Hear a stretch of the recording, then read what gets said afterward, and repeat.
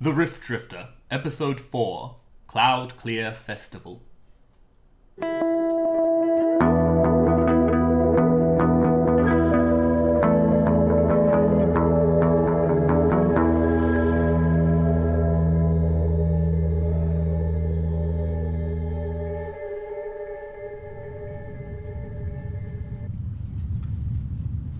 Greetings, listeners. I've started recording once more, as I am preparing to go through another portal. I have been taking my time with this one. I have been watching it for quite some time, because I have concerns about how I've been exploring.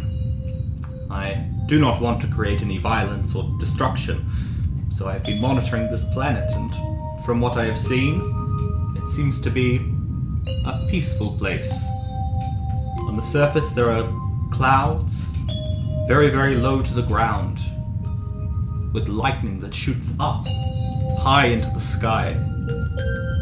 The main inhabitants of the planet are small, spiky individuals who seem to be friendly and cooperative. There is no great conflict, so I'm sure I will be able to explore and learn without doing any damage. I'm preparing to step through the portal now.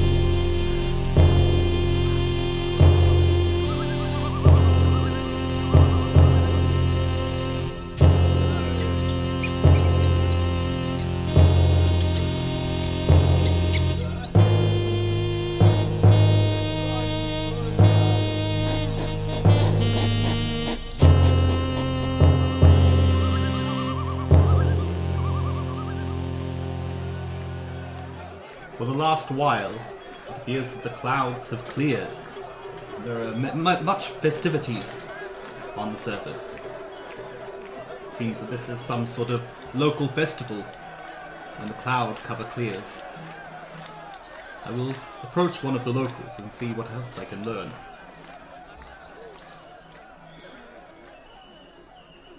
Hello there. Hello. My name is Feldspar, and I'm a wizard from other worlds. I'm here to learn what I can of your world and its culture. What a wonderful time for you to visit. Why is that? Well, we are on the final day, the greatest day of the Cloud Clearing Festival. Ah, yes, I saw that this is a planet that usually is covered with clouds that are very low to the ground, but not at the moment. No. For one season a year, a short season, the clouds dissipate, and we are awarded clarity. And so we celebrate the safety of the cloud clearing. The clouds are dangerous then? Oh, anything that cannot be easily discerned holds a certain amount of danger. I have seen this to be true, yes. The unknown can be very, very dangerous, very scary. What is your name? Hag. Hag. And you know a lot about this danger, do you? Some might believe that I know all. All? That is a very great deal to know. Said some might believe. Well, what is it that you do? I'm a cloud ranger. That sounds like an important task. What does cloud ranging involve? We are the peacekeepers and protectors. There are a great many fears in being one of our folk. We fear the clouds, and in order to abate our fears, we each have traditions that go back a long time within each individual clan. And the Cloud Rangers know all of the clan ways, and we monitor their doings and help settle disputes, but we also provide protection from the things that lurk below. I greatly appreciate this tolerance that you show, that there are many different traditions, but that all are respected, or all are given equal measure. All are equally valid. What of the truth? Everyone has their own truth. What allows one person to live peacefully and calmly throughout their existence should not affect how another folk chooses to live. What brings them joy and happiness and serenity. I suppose then that there is a moral truth to which all other truths fall secondary, as long as everyone is happy and as long as people are calm and enjoying themselves. Yes, I suppose it matters not exactly why things happen the way that they happen. Exactly. Well, tell me more about how you keep people safe. We carry chargers and rods that allow us to help manipulate the lightning. Oh yes, I see that Hag has affixed to her stomach a kind of pack, perhaps to carry a charge, and is holding a rod. When we place the rod in the vicinity of our quills during a lightning strike, we're able to manipulate where the lightning strikes. This protects passers-by, but also allows us to ensure that anything lurking below scatters quickly. Very wise. It seems that you have not been without danger, though. I notice you have a significant scar over your left eye. I do. Would it be rude of me to inquire as to how that happened? Of course not. Inquiry is a noble pursuit. Well, that's good, because I'm very inquisitive as a wizard.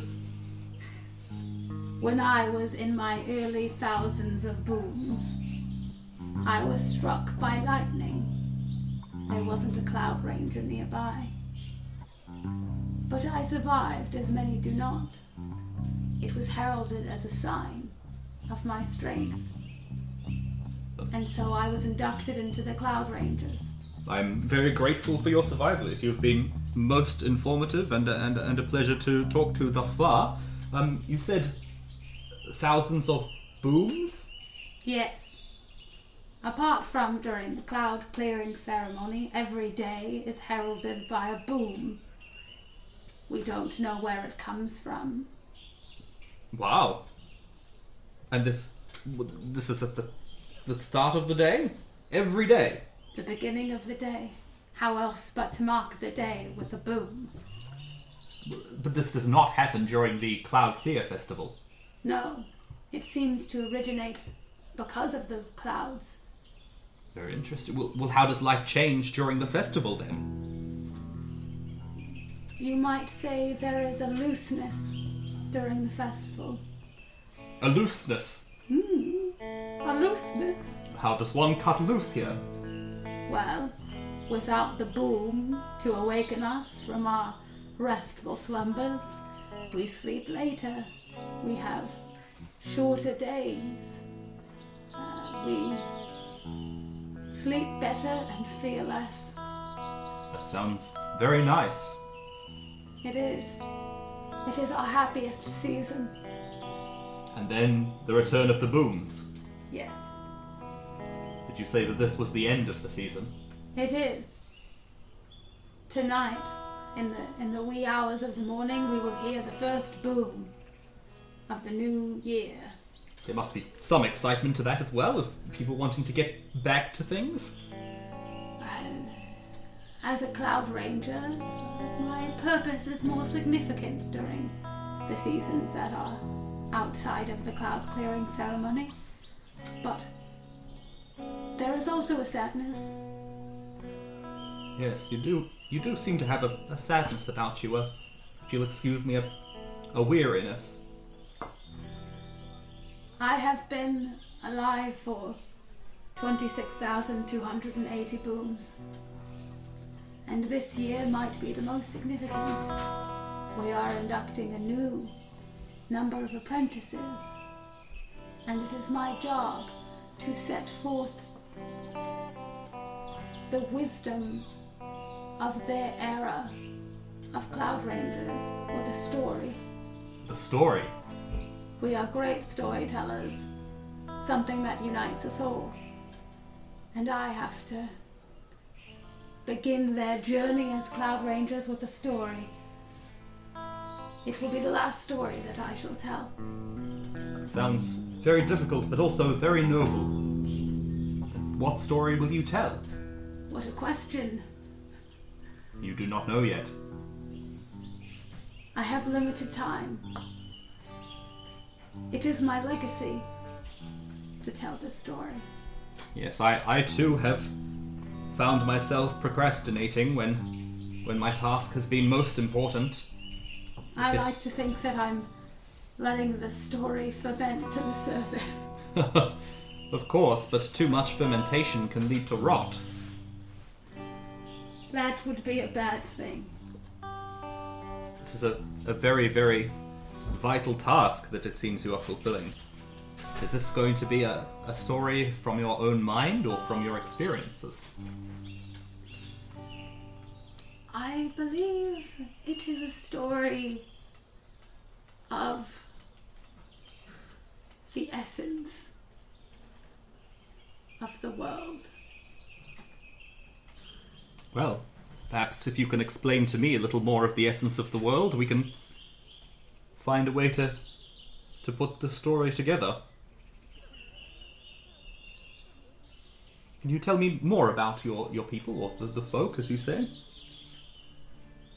Well, the clans that I have dealt with most frequently are the Kinsey, the Squitch, and the Spicken. And what separates these clans? How they ward off their fears. What kinds of things are your folk afraid of? There are slithery creatures that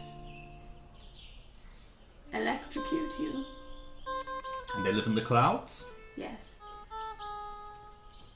And what do people do to get rid of them or to ward them away? Well, the Kinsey make offerings of roasted moss.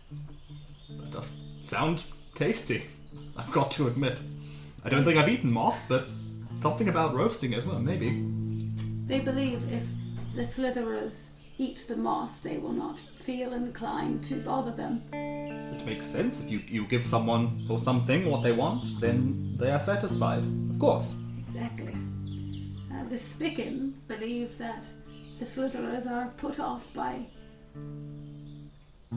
tidiness, uniformity, equality and balance. So they plant the moss outside their dwellings in rows that mirror each other. Yes, if you create an environment that is inhospitable, then whatever it is won't bother you. This is wise as well. It strikes me that there is always a multitude of ways to deal with any problem. Yes. The interesting thing is that they're all equally successful. Then perhaps this is a reason to not have fear.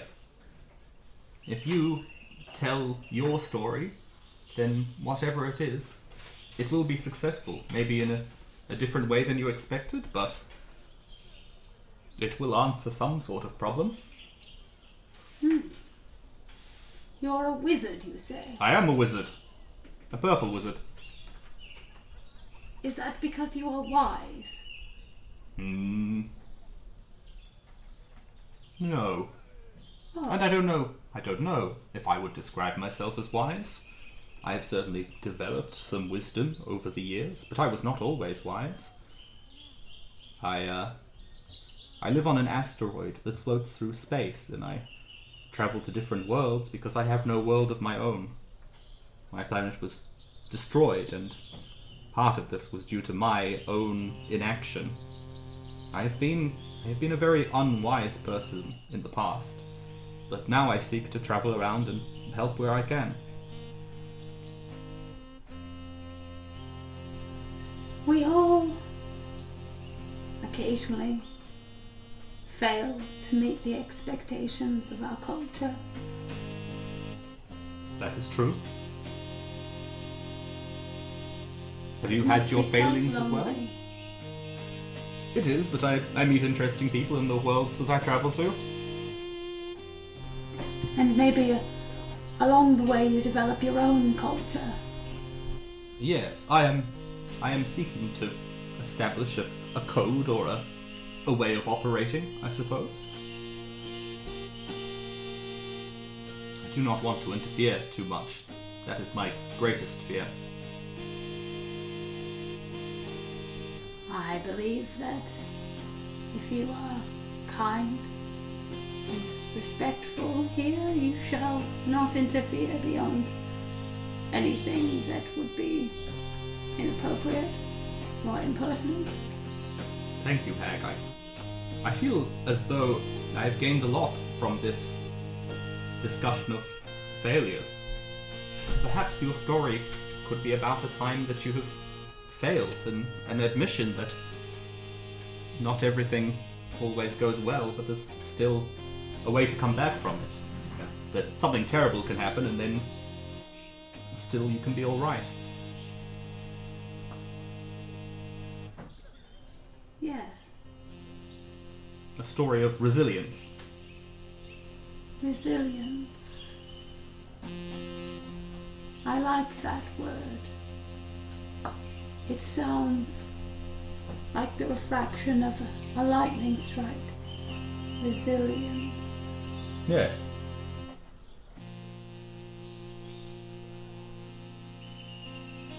Perhaps we should go to the ceremony. I believe it shall be starting soon. And you will tell your story. And I will tell my story. I'm very eager to hear it. If you look over to the left, you'll see some stunning spires that are not normally visible for longer than one circulation of a boom. They are impossibly fine, like stiff spider webs or spun sugar standing on end. It They've occurs been- when the lightning strikes upward. They've been decorated with many colours. It appears that they are formed of glass. Glass that must have been formed when the lightning struck sand in the air. How peculiar. Normally, when the boom sounds, they shatter. But as there is no boom during the cloud clearing ceremony, they have been up for these 30 days or so. We're not so sure without the boom. They are wonderful. They have been decorated. I can see small fragments of flower petals or moss that have been draped very, very carefully, because even the smallest amount of weight would crumble them. Yes. It is the most beautiful time to see them. We wait for them all year. We talk about resilience, but even things that are fragile can be beautiful and valuable. Yes. It is quite lovely that we celebrate the spires as they come from something so dangerous and yet create something so beautiful. Yes, I think you might be ready for your story. I will step back and leave you to welcome the new Cloud Rangers.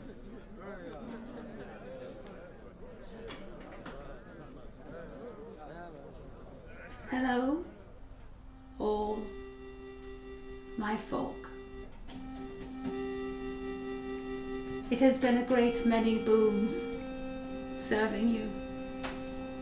But now we bring in a new generation of Cloud Rangers. You have a great many booms to look forward to, and some of them will be darker than others. And I'd like to share with you one of my darker booms. As you know, it is our job to manipulate the lightning and protect those from the creatures below. It is a delicate task, because as we all know, the lightning is quite dangerous. One day, when I was manipulating the lightning, I failed to clear a large enough section, and one of the slitherers struck a folk of the Squitch clan, and their spikes broke off.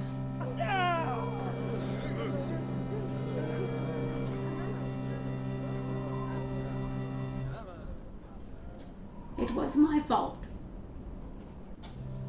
that I did not protect the Squitch,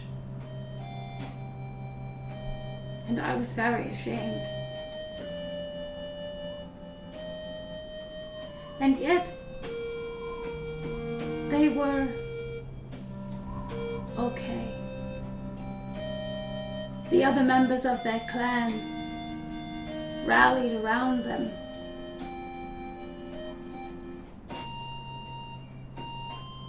And they lost nothing. And what we all gained was a new respect for each other, for those who are different.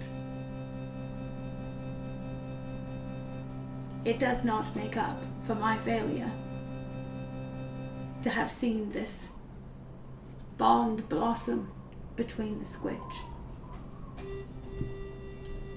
But it is a lesson that in our failures we can find new truths that are valuable, and if we learn from them,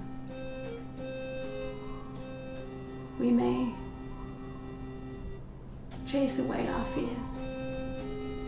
As Hag is finishing her story, I can see the cloud starting to gather back into the area. I believe it might be time for the first boom of the new season.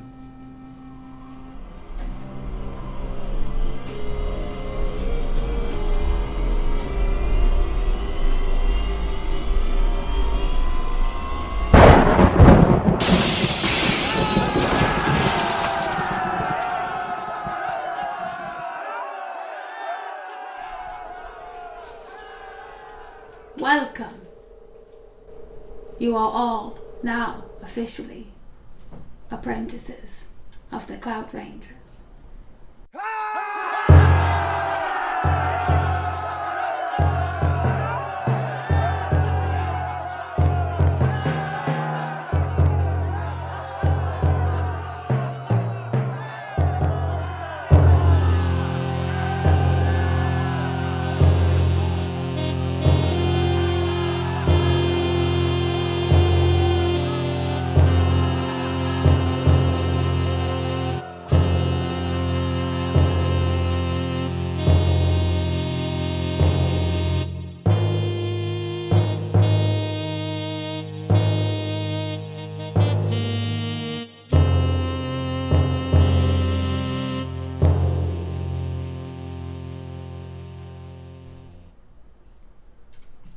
Well, Hag, I believe I have learned a great deal from our talks.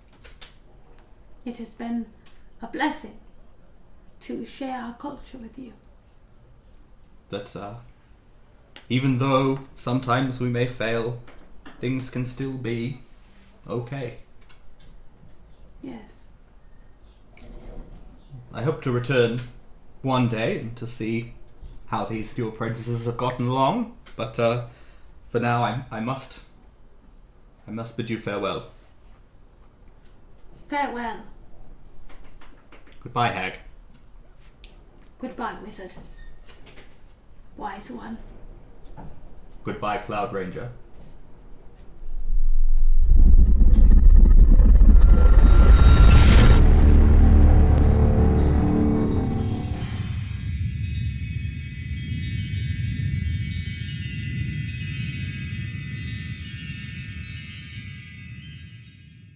The Rift Drifter was produced by Callum Stephen and Kieran Searle and edited by Callum Stephen.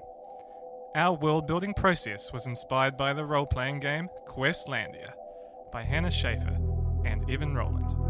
Feldspar the Wizard was played by Kieran Searle, who performs improv comedy regularly with the court jesters.